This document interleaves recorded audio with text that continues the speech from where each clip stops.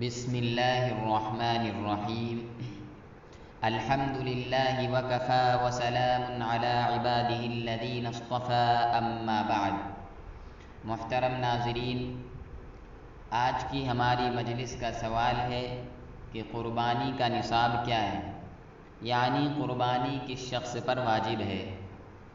تو اس سلسلے میں جواباً عرض ہے کہ جس شخص کے پاس 7.5 تولہ سونا ہو، اب وہ سونا کسی بھی شکل میں ہو، مثلا زیورات ہوں یا آرائشی سامان ہو یا سونے کے سکے وغیرہ ہوں، تو اس شخص پر قربانی واجب ہے۔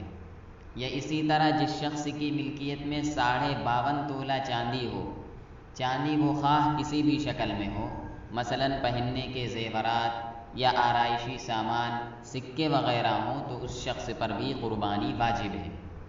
لیکن اگر کسی شخص کے پاس نہ تو 7.5 تولہ چاندی سونا ہے اور نہ ہی 52.5 تولہ چاندی ہے، بلکہ کچھ سونا ہے اور کچھ چاندی ہے، اسی طرح کچھ روپے وغیرہ ہیں، یا گھر کی بنیادی ضروریات سے زائد سامان ہے، یا مال تجارت ہے، یا ان میں سے بعض چیزیں ہیں اور بعض نہیں ہیں، تو اب دیکھا جائے گا کہ ان کی مجموعی قیمت 52.5 تولہ چاندی کی قیمت کے برابر ہے یا نہیں۔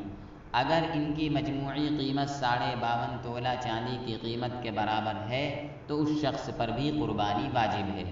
السلام علیکم ورحمۃ اللہ۔